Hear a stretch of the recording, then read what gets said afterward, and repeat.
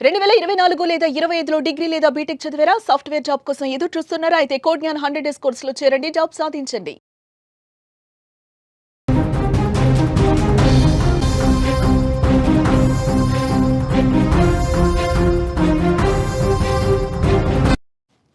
Ukraine డ్రోన్లతో రష్యాలో చమురు కొరత ఏర్పడింది. కొరతతో అన్ని చమురు ఎగుమతులు నిలిపివేసింది.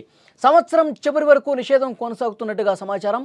తక్కువ ధరకు చమురు కొంటున్న భారత్కు ఆందోళన వ్యక్తమైంది. ప్రపంచ మార్కెట్లో చమురు ధరలు పెరిగే అవకాశం ఉన్నట్లుగా కనిపిస్తోంది. ప్రపంచ చమురు మార్కెట్లో పెను మార్పులు చోటు చేసుకోబోతున్నాయా అంటే అవుననే చెప్తున్నారు. రష్యా నుంచి చమురు సరఫరాపై ఇప్పుడు కొత్త చిక్కులు వచ్చి పడ్డాయి. ముఖ్యంగా తక్కువ ధరకు చమురును దిగుమతి చేసుకుంటున్న భారత్కు ఈ పరిణామం ఆందోళన కలిగించే విషయమే. రష్యాలో అనూహ్యంగా పెట్రోల్ డీజిల్ కొరత ఏర్పడింది. దీంతో రష్యా ప్రభుత్వం అన్ని రకాల చమురు ఎగుమతులపై నిషేధం విధించింది. అయితే ఈ కొరతకు ప్రధాన కారణం ఉక్రెయిన్ డ్రోన్ దాడులే కారణమని తెలుస్తోంది. కీవ్ దళాలు రష్యాలోని కీలక ఇంధన సరఫరా వ్యవస్థలను టార్గెట్ చేశాయి. చమురు శుద్ధి కేంద్రాలు, పంపింగ్ కేంద్రాలు, ఇంధన రవాణా రైళ్లపై నిరంతరం ఉక్రెయిన్ నుంచి వచ్చినటువంటి డ్రోన్లు ఏవైతే ఉన్నాయో పర్టికులర్గా వీటి మీద దాడులు చేస్తూ ఉన్నాయి. రష్యాలోని గ్యాస్ ప్రోమ్ నిర్వహిస్తున్న ఒక భారీ చమురు శుద్ధి కేంద్రాన్ని ఉక్రెయిన్ డ్రోన్లు ధ్వంసం చేసిన పరిస్థితి. ఈ దాడుల వల్ల ఇంధన ఉత్పత్తికి, సరఫరా వ్యవస్థకి, రవాణాకి చాలా తీవ్రమైనటువంటి ఆటంకం ఏర్పడినట్టుగా తెలుస్తోంది. ఉక్రెయిన్ దాడులతో రష్యాలో కొరత తీవ్రమైనట్టుగా కనిపిస్తోంది. ఇంధన కొరత. మార్చిలోనే పెట్రోల్ ఎగుమతులపై పాక్షికంగా నిషేధం విధించిన క్రెమ్లిన్ జూలైలో దాన్ని పొడిగించింది. గురువారం తాజాగా ఈ నిషేధాన్ని మరొకసారి పొడిగిస్తున్నట్లు ప్రకటించారు. ఇప్పుడు దాన్ని అన్ని రకాల చమురు ఎగుమతులు ఈ సంవత్సరం చివరి వరకు నిలిపివేయాలని ఆదేశించారు. అంటే ఒక 3 నెలల పాటు నిలిపేసే అవకాశం ఉంది. ఇక్కడ గమనించాల్సిన విషయం ఏంటంటే రష్యా అధికారులు మాత్రం రవాణా వ్యవస్థలో నెలకొన్నటువంటి కొరత ఏదైతే ఉందో అది కారణమని చెప్తున్నారు. కానీ ఉక్రెయిన్ మాత్రం ఏం చెప్తుంది? దాడులు చేస్తున్నాం, మేము చాలా వరకు ఆ చమురు శుద్ధి కేంద్రాలను పేల్చేశాం, సో అక్కడ రష్యాకి ఆటంకం ఏర్పడింది, దానివల్ల సరఫరా చేయలేకపోతుందని చెప్పి దాడులకు సంబంధించినటువంటి సమాచారాన్ని యుక్రెయిన్ చెప్తోంది. కానీ రష్యా ఏం చెప్తోంది? ఈ రవాణా వ్యవస్థలో ఉన్నటువంటి టెక్నికల్ సమస్యల వల్ల, ఈ రవాణాకు సంబంధించిన మాకు కొంత కొరత ఏర్పడటం వల్ల మేము రవాణా చేయలేకపోతున్నాం అని చెప్తా ఉన్నారు. రష్యా ఆంక్షలు ఏవైతే ప్రస్తుతం తీసుకొచ్చిందో దాని ప్రభావం ఇప్పుడు అంతర్జాతీయంగా కూడా కనిపిస్తోంది. యుక్రెయిన్ యుద్ధం తర్వాత భారత్ రష్యా చమురుపై బాగా ఆధారపడింది. తక్కువ ధరకే లభిస్తుండటంతో భారత్ రష్యా నుంచి పెద్ద మొత్తంలో చమురును దిగుమతి చేసుకుంటుంది. భారతదేశ చమురు అవసరాలను తీర్చడంలో రష్యా చాలా కీలక పాత్ర పోషిస్తోంది. ఇప్పుడు రష్యా చమురు ఎగుమతులు పూర్తిగా నిలిపివేయడంతో భారత్ సరఫరా మీద పెద్ద గందరగోళం నెలకొంది.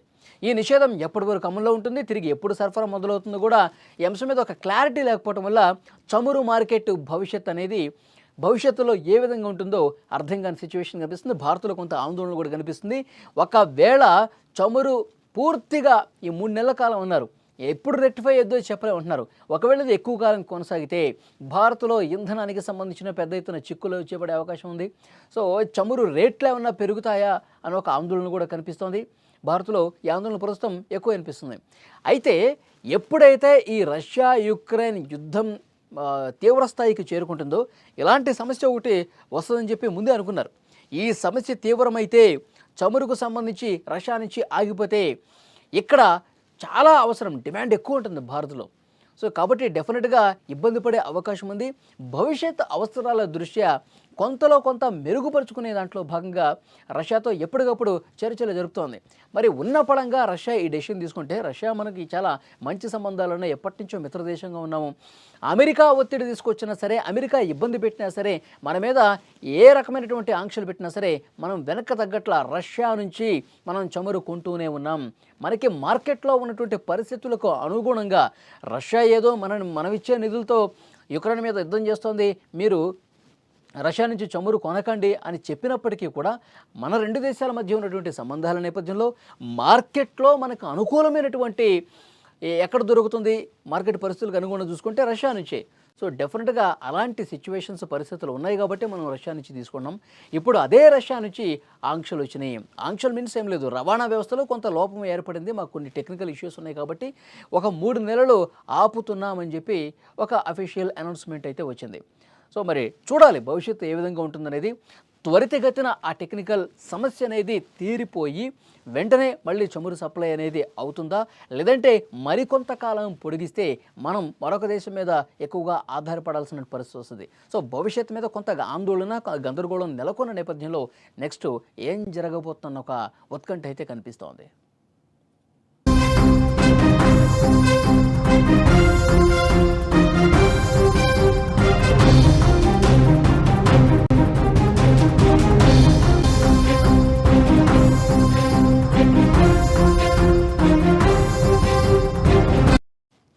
ఉక్రెయిన్ డ్రోన్లతో రష్యాలో చమురు కొరత ఏర్పడింది. కొరతతో అన్ని చమురు ఎగుమతులు నిలిపివేసింది. సంవత్సరం చివరి వరకు నిషేధం కొనసాగుతున్నట్టుగా సమాచారం. తక్కువ ధరకు చమురు కొంటున్న భారత్కు ఆందోళన వ్యక్తమైంది. ప్రపంచ మార్కెట్లో చమురు ధరలు పెరిగే అవకాశం ఉన్నట్లుగా కనిపిస్తోంది. ప్రపంచ చమురు మార్కెట్లో పెను మార్పులు చోటు చేసుకోబోతున్నాయా అంటే అవుననే చెప్తున్నారు. రష్యా నుంచి చమురు సరఫరాపై ఇప్పుడు కొత్త చిక్కులు వచ్చి పడ్డాయి. ముఖ్యంగా తక్కువ ధరకు చమురును దిగుమతి చేసుకుంటున్న భారత్కు ఈ పరిణామం ఆందోళన కలిగించే విషయమే.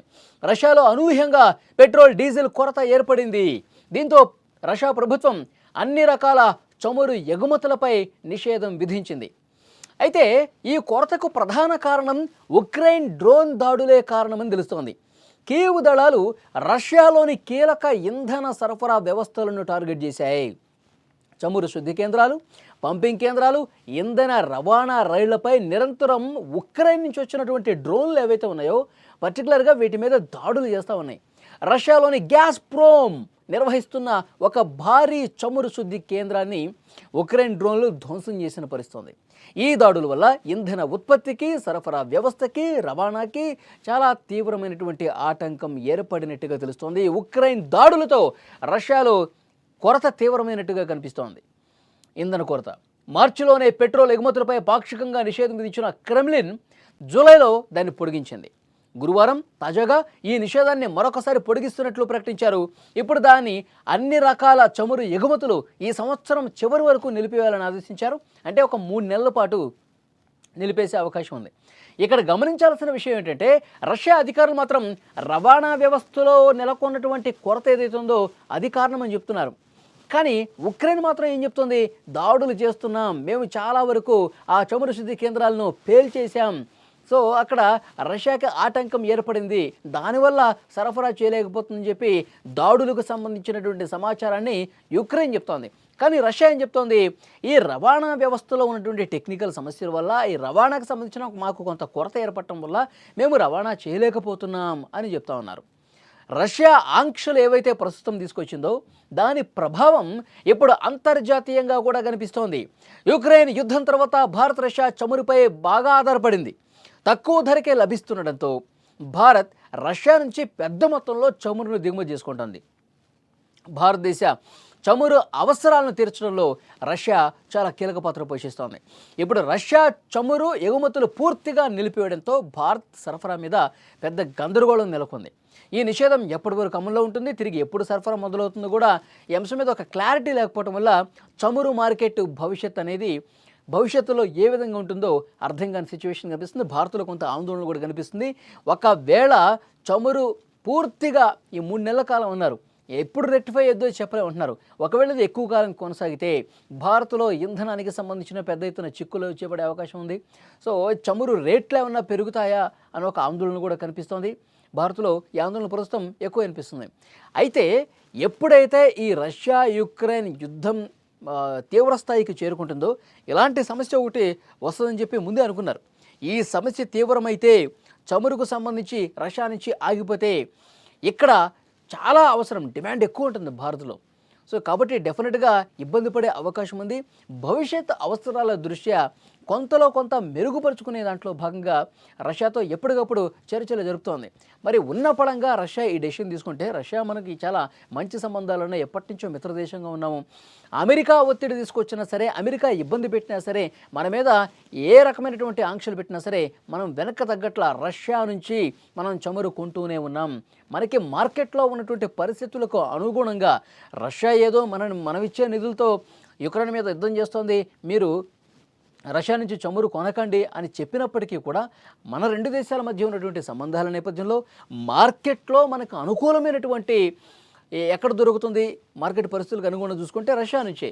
సో డెఫినెట్గా అలాంటి సిచ్యువేషన్స్ పరిస్థితులు ఉన్నాయి కాబట్టి మనం రష్యా నుంచి తీసుకున్నాం. ఇప్పుడు అదే రష్యా నుంచి ఆంక్షలు వచ్చినాయి. ఆంక్షలు మీన్స్ ఏం లేదు, రవాణా వ్యవస్థలో కొంత లోపం ఏర్పడింది, మాకు కొన్ని టెక్నికల్ ఇష్యూస్ ఉన్నాయి కాబట్టి ఒక 3 నెలలు ఆపుతున్నామని చెప్పి ఒక అఫీషియల్ అనౌన్స్మెంట్ అయితే వచ్చింది. సో మరి చూడాలి భవిష్యత్తు ఏ విధంగా ఉంటుందనేది. త్వరితగతిన ఆ టెక్నికల్ సమస్య అనేది తీరిపోయి వెంటనే మళ్ళీ చమురు సప్లై అనేది అవుతుందా, లేదంటే మరికొంతకాలం పొడిగిస్తే మనం మరొక దేశం మీద ఎక్కువగా ఆధారపడాల్సిన పరిస్థితి వస్తుంది. సో భవిష్యత్తు మీద కొంత ఆందోళన, గందరగోళం నెలకొన్న నేపథ్యంలో నెక్స్ట్ ఏం జరగబోతున్న ఒక ఉత్కంఠ అయితే కనిపిస్తోంది.